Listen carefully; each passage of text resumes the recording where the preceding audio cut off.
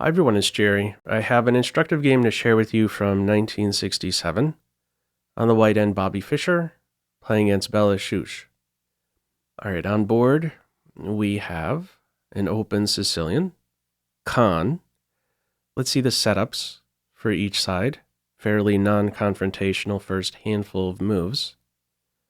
Light square bishop planted on d3. This is an accessible piece, accessible to a black knight in a few different ways. In most cases, white is prepared to meet the capture of that light square bishop with a pawn recapture. This is the primary guardian of white's light squares.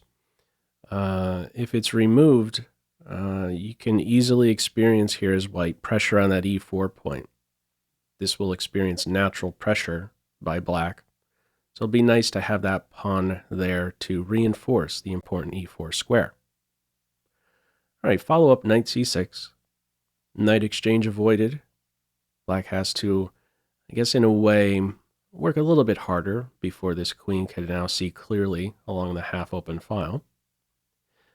Knight f6, bishop e3, and after f4, the queen is planted here on f3. So some connect 5 setup, I guess we can say, against the Sicilian Kan. Bishop b7, and now an energetic follow-up g4. This is already an important moment in the game. How to respond to this idea of g5 bothering the knight. Black's response may be a bit too on the tame side. Plays bishop to e7. Here's how the computer wants to play it. Meet the wing play with this thematic central breakthrough in d5. By playing d5, you're pretty much saying you want to have a forward response to this eventual attack of the f6 knight. d5 allows for that. Here's what the top line looks like from here. g5, capture on e4, and now there we go. The knight can hop here in the center on d5. There are ways you could go wrong here as white, keep in mind.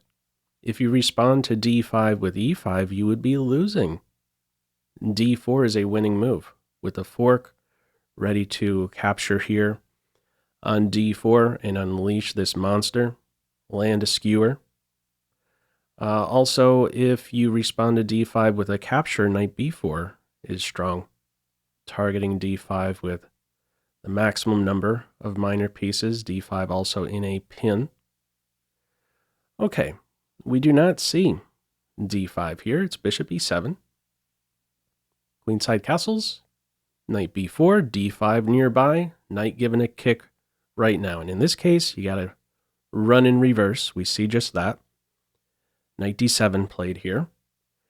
If knight captures bishop in this position, we would not take with the pawn in this case. If you take with the pawn, you experience a problem here with the king still on the c-file. Black would be winning here with the move b4. There's a problem here on c3.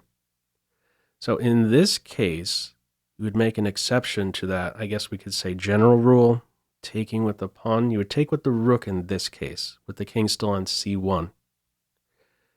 No capture on d3 here. It's knight d7. King b1, and now from here rook c8 is played.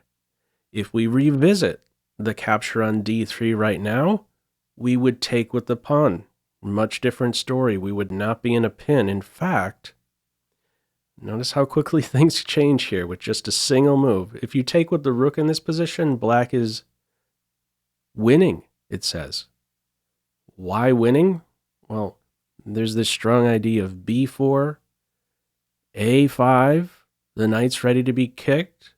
This knight's ready to jump here, hit the rook, pressure on e4. It's going to be a big problem for white. Okay, the correct way to meet this capture on d3 if it occurred would be with the pawn. And should b4, knight here, could play e4 is solid.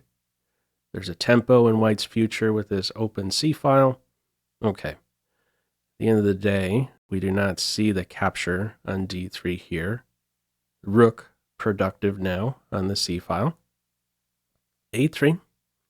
Knight takes bishop. Pawn takes knight. And from here, knight to c5. So a computer does not like knight c5 here. It says best is to castle. Now it seems very natural to just want to castle here. But if you castle, I mean, is it a little bit concerning, this h4, h5, g6 idea? I guess in a way, black may be thinking, am I really safer castled than keeping the king in the center in this case? These pawns are creeping a bit closer. Pursuing some exchanges, we might say, with black's play here, knight c5.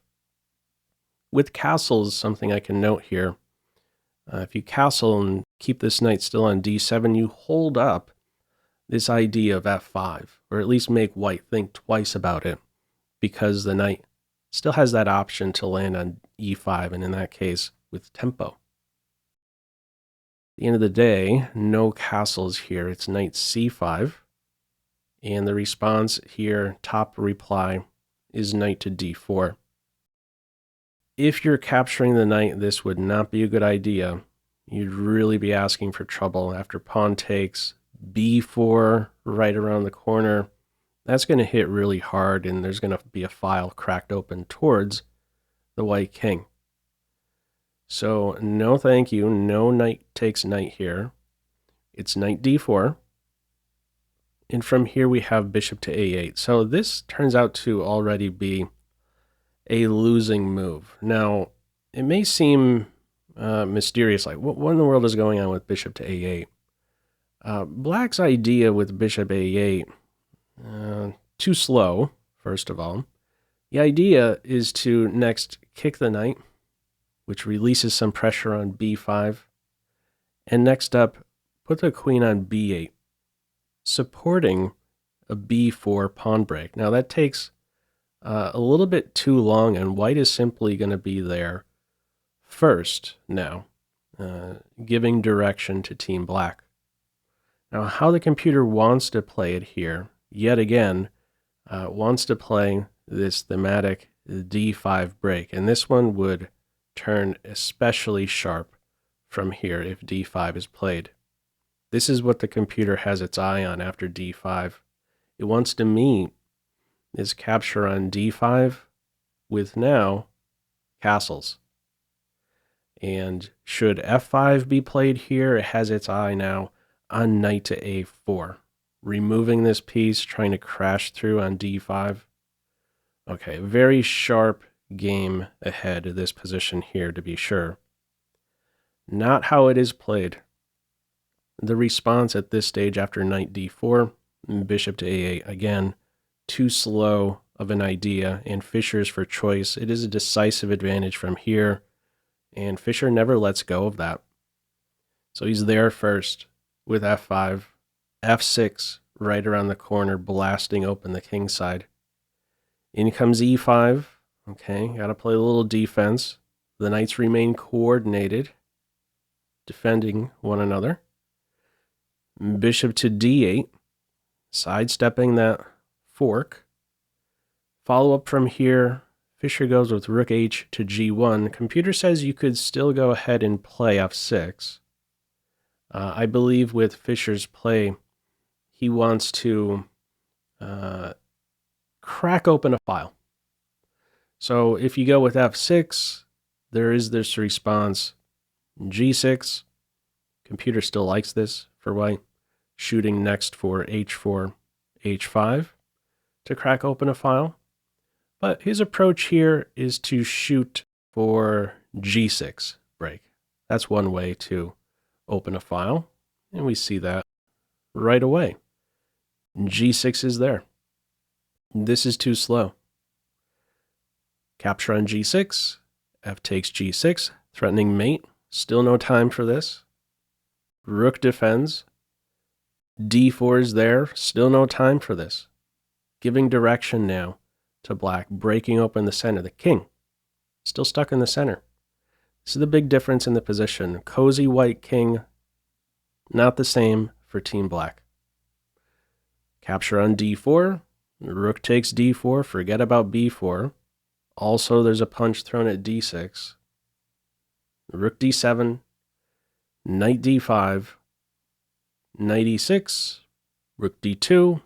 Okay, maybe you want to still think about doubling here, or once the knight moves, you have some cover over the h2 pawn. Black's play from here is with the capture on g6. If something else is played, I tested this one out. If black is greedy here, for instance, capturing on h2, you're essentially saying with such a move, I'm okay giving up control over the h-file. What am I talking about? Well, here's a nice follow-up.